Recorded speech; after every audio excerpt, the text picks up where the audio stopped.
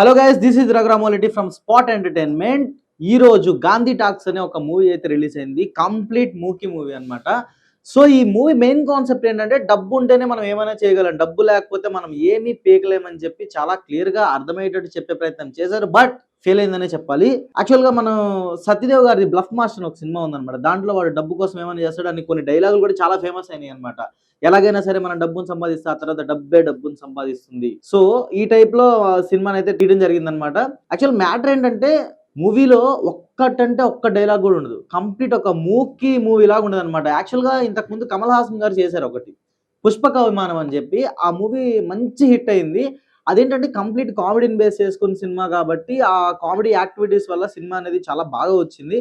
And యాక్చువల్గా ఈ Gandhi talks అనే మూవీ స్టోరీని డైరెక్టర్ కిషోర్ పాండురంగ్ గారు 20 సంవత్సరాల క్రితం రాసి పెట్టుకున్నారంట. కానీ ఒక్క డైలాగ్ కూడా లేకుండా ఒక సినిమాని తీస్తే ఈ రోజుల్లో జనాలు యాక్సెప్ట్ చేయరని చెప్పి, దానికి ఇది ఇప్పుడు ఈ జనరేషన్ కరెక్ట్. సినిమా అభిమానులు సినిమా బాగుంటే ఎలాగైనా సరే దాన్ని మంచి హిట్ చేసి చూపిస్తారని చెప్పి ఆయన ఇప్పుడు ఈ సినిమాని తీశారు.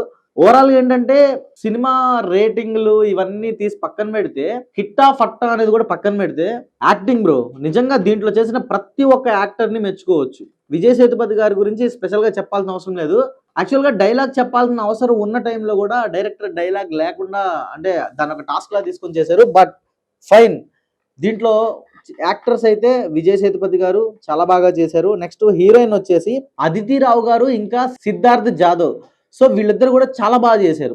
అంటే ఒక ఓన్లీ యాక్టింగ్ మీద బేస్ చేసుకున్న ఒక సినిమాకి ఒక సీనియర్ యాక్ట్రెస్ ని పెట్టుకోవచ్చు. తమిళ్లో సీనియర్ యాక్టర్స్ అంటే త్రిష గారిని కానీ, విజయ్ సేతుపతి గారి పక్కన త్రిష గారు కానీ, లేకపోతే నయనతార గారు కానీ చాలా బాగుంటారు. కానీ వీళ్ళని ఎందుకు సెలెక్ట్ చేసుకున్నారు అనేది నాకు స్టార్టింగ్ లో అర్థం కాలేదు. కానీ సినిమా చూస్తున్నంత సేపు కూడా లిటరల్లీ వాళ్ళ యాక్టింగ్ అయితే వేరే లెవెల్లో ఉంది. నిజంగా ఇలాంటి పర్ఫార్మెన్స్, ఇలాంటి ఒక అటెంప్ట్ ఈ రోజుల్లో చేయడం అనేది first of all hats off to director. అది ఫెయిలా లేకపోతే లైక్ హిట్టా ఫట్టా అనేది పక్కన పెడితే, మీరు చెయ్యాలనుకున్నది చేశారు. దానికైతే లిటరల్లీ అప్రిషియేట్ చేయాల్సిన విషయం ఉంది. అండ్ ఎస్, ఇప్పుడు మెయిన్ సినిమాకి ప్లస్ ప్లస్ ప్లస్ ప్లస్ సినిమాకి ఏదైనా ఒక ప్లస్ ఉందంటే 100% ఏఆర్ రెహమాన్ గారు. సినిమాలో డైలాగ్స్ లేవు, కానీ ఈ సినిమాలో మాట్లాడింది మాత్రం ఏఆర్ రెహమాన్ గారు. ఆయన మ్యూజిక్ తో మాట్లాడారు. మ్యూజిక్ ని నిజంగా ఆయనకి ఎన్ని అవార్డులు వచ్చినా సరే, నాకు తెలిసి ఖచ్చితంగా ఈ సినిమాలో ఇచ్చిన మ్యూజిక్ కి వన్స్ అగైన్ ఆయన ఒక ద బెస్ట్ అవార్డు అయితే ఖచ్చితంగా ఏదో ఒకటి తీసుకుంటారు కన్ఫామ్ గా. అసలు ఒక్క డైలాగ్ లేకుండా ఎస్ఎఫ్ఎక్స్ మీద నడుస్తుంది మూవీ మొత్తం. ఓన్లీ ఎస్ఎఫ్ఎక్సే ఉంటుంది. ఆ జిప్పు తీసిన సౌండ్లు, నడిచిన సౌండ్లు, ప్లేట్లో అన్నం పెట్టే సౌండ్లు, ఎస్ఎఫ్ఎక్స్ ఓన్లీ. ఆ సౌండ్ ఎఫెక్ట్స్ మీదనే నడుస్తుంది సినిమా.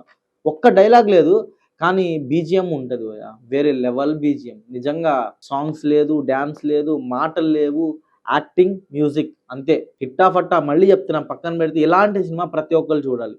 థియేటర్లోనే ఎక్స్పీరియన్స్ చేయాలి ఇలాంటి సినిమాలు. ఎందుకంటే మూకీ సినిమాలు అంటే ఈ రోజుల్లో లైక్ ఏంటంటే డైలాగ్ లేకుండా సినిమా అంటే హట్ అని చెప్పని అనే పరిస్థితి ఉంది. కానీ స్టార్టింగ్ లో మీకు ఐడియా ఉన్నారా, చార్లీ చాప్లిన్ గారు ఏముండదు, ఓన్లీ మ్యూజిక్ ఉంటుంది.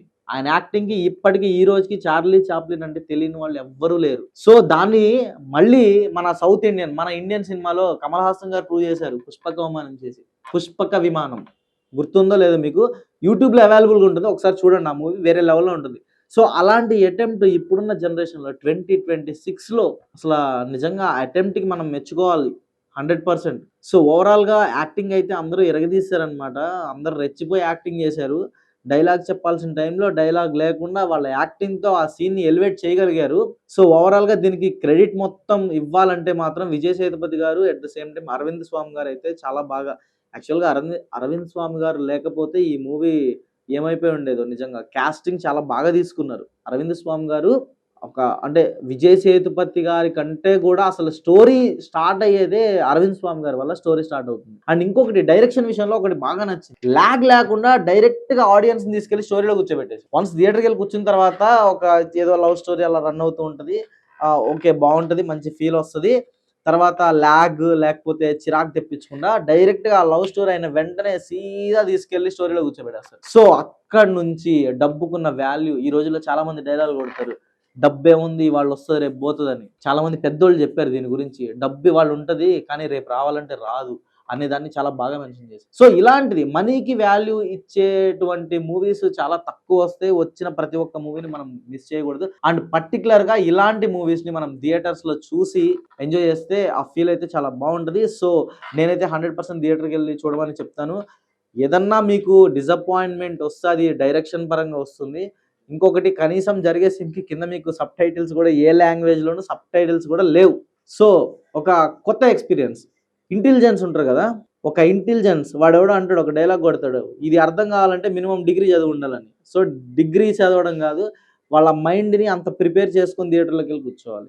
ఏదో వెళ్ళి ఎంటర్టైన్ అయ్యొద్దాం, రిఫ్రెష్ అయ్యొద్దాం అని చెప్పి ఇలాంటి మూవీస్కి వెళ్ళొద్దు. ఇది ఒక ఎక్స్పెరిమెంట్. ఇలాంటి మూవీస్ చూడాలంటే బ్రెయిన్ పెట్టి సినిమా చూడాలి. కూర్చున్నంతసేపు పేషెన్స్తో కూర్చోవాలి కన్ఫర్మ్గా. అలా మీరు పేషెన్స్తో మీ ఇంటెలిజెన్స్ని ఉపయోగించి చూడాల్సిన సినిమా ఇది.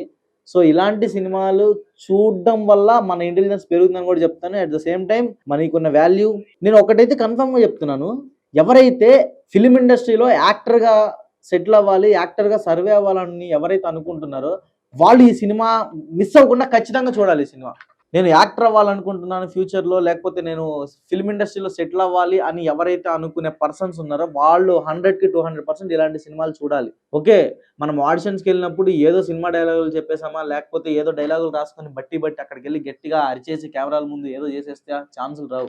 యాక్టింగ్ కావాలి. యాక్టింగ్ ఎలా చేయాలనేది ఈ మూవీలో మనం చూసి నేర్చుకోవచ్చు. విజయ్ సేతుపతి గారు అవ్వచ్చు, అదితి రావు గారు అవ్వచ్చు, లేకపోతే అరవింద్ స్వామి గారు అవ్వచ్చు, ఒక మెచ్యూర్ పర్ఫార్మెన్స్ చేశారు. వాళ్ళ గురించి చెప్పే స్థాయి నాకు లేదు, కానీ వాళ్ళు ద బెస్ట్ ఇచ్చారు మూవీలో. సో ఓవరాల్గా సినిమా 100% ఇది ఫ్లాప్ అయ్యిద్ది నాకు తెలుసు, బట్ నాకు చాలా బాగా నచ్చింది. మై పర్సనల్ ఒపీనియన్, నాకు సినిమా చాలా బాగా నచ్చింది. ఇది అందరికీ ఎక్కదు. సో గాంధీ టాక్స్ మూవీ అయితే నా వైపు నుంచి నేను ఇచ్చే సజెషన్ చూడండి, ఒక మంచి ఎక్స్పీరియన్స్. అండ్ ఈ సినిమా హిట్ అయిద్దో లేదో తెలియదు కానీ, బట్ హిట్ అవ్వాలని మనస్ఫూర్తిగా కోరుకుంటున్నాను. అండ్ దిస్ ఈజ్ రఘురామ్ మౌలిటి from spot entertainment, signing with lots of love. Jai Hind.